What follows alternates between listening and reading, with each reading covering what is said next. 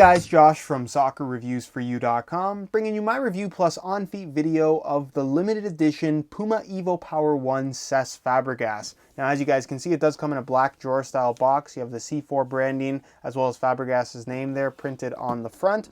Open the drawer and you will find that they do come with a string bag. The string bag is black in color with black strings. It features your bright yellow Puma branding on the front, as well as the universal symbol for explosive here, which I'll explain in just a second. So other than that, all you're going to find inside the box are the shoes themselves. So we'll get these guys out of the box really quickly and take a closer look at the Cesc Fabregas edition of the Puma evoPOWER 1.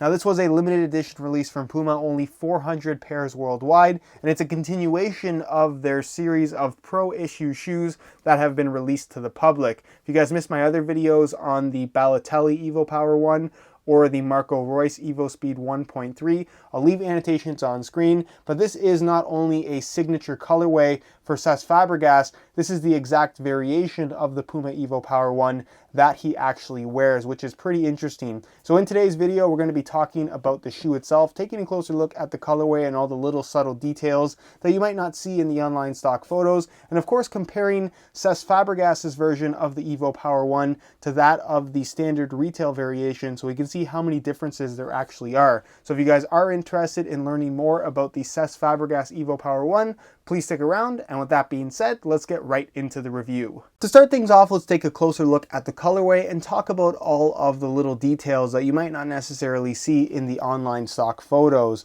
So because this is technically what Puma likes to call a tricks model, it does feature that two-tone design where it's split right down the middle. Half the shoe is blue and half the shoe is white. I'm personally not too crazy about the half and half color schemes, but with the blue and white combination that they have going here, I have to say it looks really good. I'm a big fan of this colorway, mainly because it's not too over the top, at least in my opinion. So on the lateral side, the shoe is blue. On the medial side, it is white, as you guys can see. Pretty much the entire upper does have a nice clean matte finish to it, which just looks very premium if you ask me. I'm not crazy about the appearance of the shiny finish on the standard evoPOWER 1s, so this matte finish to me just looks really good. You have your white Puma branding here on the lateral side with your Adapt Light synthetic branding here in a neon yellow. You're going to find the C4 logo as well as Fabregas in kind of like a shiny clear coat, which is very noticeable on top of the matte finish.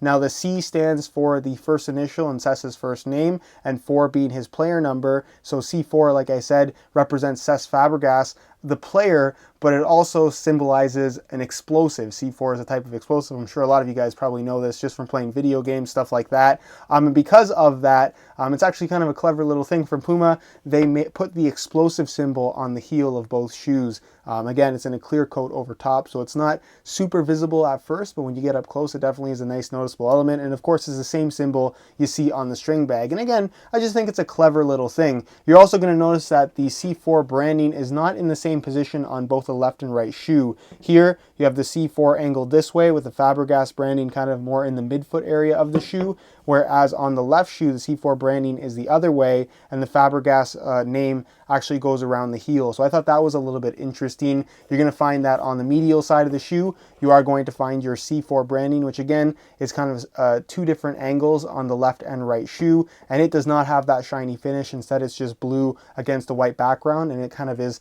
halfway cut off, but definitely does look the part, but very plain Jane here on the medial side. You would expect there to be a little bit more to it, but that is actually how they left it. So not complaining, simplicity is never a bad thing, just something worth mentioning. The tongue is also split right down the middle. Hopefully you guys can see that. It kind of just continues on right there if it lines up perfectly. evoPOWER branding at the top. The 2 little memory foam cushions are white in color. The heel liner, as you guys can see, also does have the split right down the middle. It continues into the insole, which I'll give you guys a quick look at that. The insole does have the split in the heel area. You can see it does have the C4 Fabregas logo again, your evoPOWER 1 branding, and then it's majority white mesh liner on top, and it's pretty much just your standard evoPOWER 1 insole. Nothing too fancy about it there. Moving on to the outsole, you are going to find that it's pretty much clear in color like we saw with the Mario Balotelli variation, which I think looks really good. Wish they would have incorporated a clear outsole on the standard colorways of the evoPOWER 1, but they never did.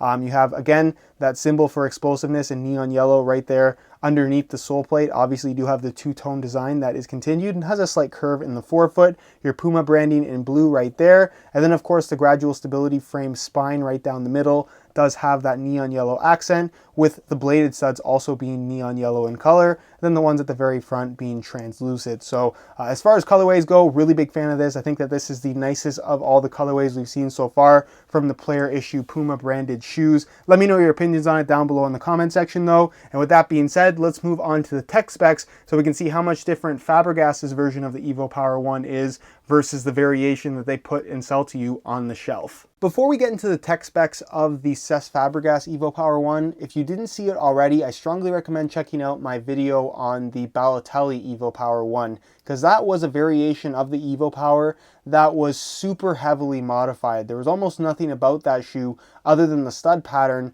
that was similar to the off-the-shelf evoPOWER 1, which I found to be very, very interesting. And after, like I said, getting a closer look and seeing all the details of that version of the evoPOWER, I was curious to see what type of modification Fabregas himself made to his variation of the evoPOWER 1.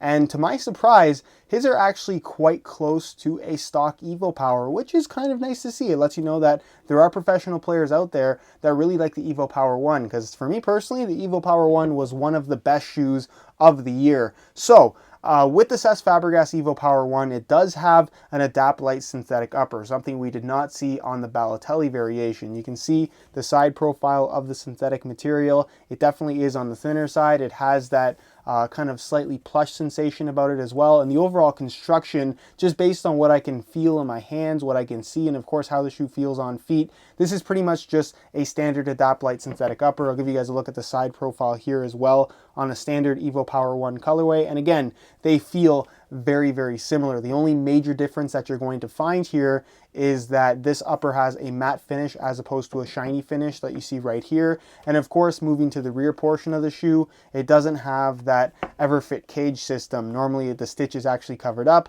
but it's left exposed right here. And the only other difference you'll find is that on the very back, you do have this little kind of rubberized cutout here for flexibility. You don't have any extra material here. It's the exact same cut, and it is just as flexible. So again, it's just a slight visual element that you don't have on the rear portion of the shoe, as well as covering up this seam right here. But like I said, the actual synthetic material itself feels to be pretty much on par, minus the shiny finish. As far as the AccuFoam padding is concerned, it was extremely soft on the Balotellis, but on this shoe, it definitely feels more firm, and pretty much along the lines of what you're going to find again on the standard evoPOWER 1. So as far as the upper is concerned, this is very much like this regular evoPOWER 1, which is pretty interesting. Now, of course, it has the same offset lacing system, the same tongue. You have the memory foam inserts in the tongue as well, the same cut in the heel, the same heel liner even. It's got that little bit of texturing to it, which I personally really like. I already showed you guys the insoles, which are also the same. But if you look at the inside of the shoe, this is really the only significant difference you're going to find between the regular evoPOWER 1 and the version that Cesc Fabregas wears, and that it does actually have a bit of a stiffener plate on top of the actual underside of the sole plate. If we remove the insole on a standard evoPOWER 1 that I have right here, you can see that you don't actually have a stiffener plate, because part of the design of the evoPOWER 1 is to actually have that ability to flex backwards to allow for a more natural motion of your foot when striking the ball. With the evoPOWER 1 that Fabregas wears, it isn't nearly as stiff as Balotelli's, where that shoe didn't really bend back at all anymore. This one still bends back, but with a little bit more resistance overall. Again, it's not a huge difference. You will notice that the sole plate is a little bit stiffer, but it still does have that ability to bend back. And the overall concept of the evoPOWER 1 still is something that you will feel from this slightly modified variation. Moving on to the sole plate, again, they really didn't change much at all. It's pretty much the exact same sole plate, the same plastic material from what I can tell, the same thickness, and of course the exact same stud pattern. So as far as performance is concerned, when it comes to the feel of the sole plate, as well as the traction that it will provide, these two shoes are going to be pretty much identical. So the only two major modifications that Fabregas has made to his variation of the evoPOWER 1 is the matte finish to the upper and the slightly stiffer sole plate, just by adding that little piece on the inside of the shoe. But other than that, surprisingly, he actually wears a pretty stock variation of the evoPOWER 1, which is definitely not a bad thing. It lets you know that there are big name professional players, because Fabregas is a pretty big name, that wears a shoe that you can actually buy in the store without really any modifications made. And that to me is just a really good sign, especially from Puma. It lets you know that they are really creating stuff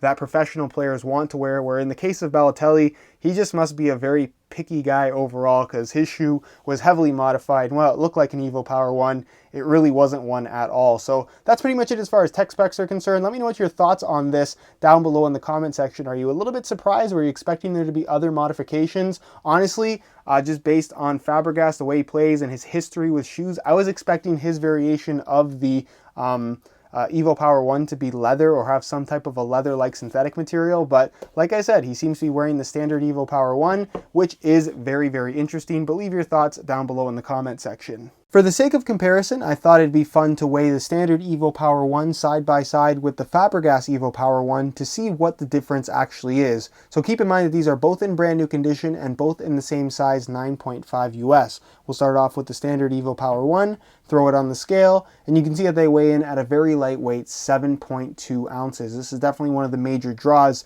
of the evoPOWER 1, given the feel that it provides. Take that off the scale, and we'll throw on the Fabregas variation, and you can see that these guys weigh in at 9.2 ounces. So there's an extra 2 ounces of weight to the Fabregas variation of the shoe, and that is all in the sole plate. Whatever extra reinforcement they have here is what is adding that extra 2 ounces of weight. And a lot of people would consider a 9.2 ounce shoe to be on the heavier side. Weight is definitely a major talking point when it comes to every newer release.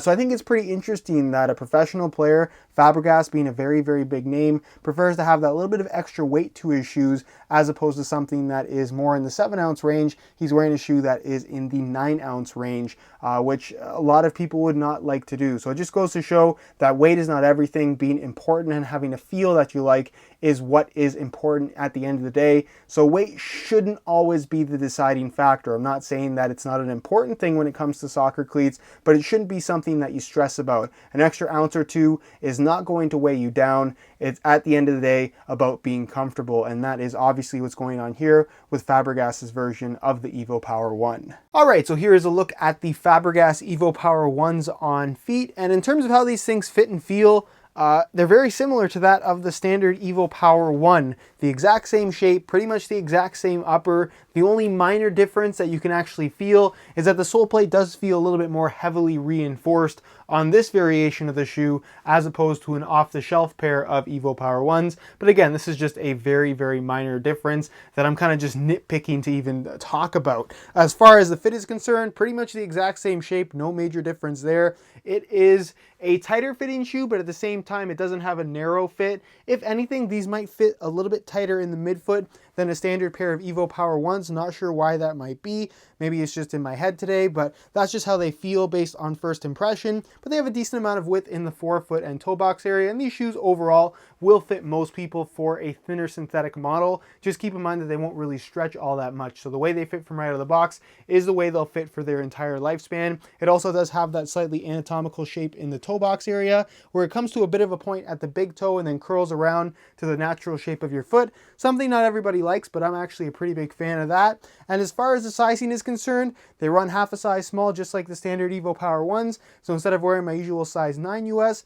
I bumped it up to a 9.5, and the fit and the length is absolutely perfect. So that's pretty much it as far as how these things fit on feet, and I'll leave you to my final thoughts. Alright guys, that's it for my review of the Puma evoPOWER 1 Fabregas edition. Very cool release from Puma. I think it's nice that they're giving the average consumers or the public a look at what their big name contracted athletes are actually wearing. Obviously Balotelli's variation of the evoPOWER 1 was significantly different than what you can buy in stores, but Fabregas's variation of the evoPOWER 1 is actually quite similar to the one you can buy for yourself, which I think is very, very interesting. It's a good looking shoe. It's a bit of a shame that this is just a limited edition release with only 400 pairs worldwide, so they have since sold out. If you guys want to check out my other videos on the rest of the limited edition player issue collection from Puma, Balotelli shoes as well as Marco Reus's shoes, I'll leave annotations on screen to those if you want to go ahead and check them out. If you guys want to see the high quality images of this shoe that I took myself, that'll give you a better idea as to some of the close-up details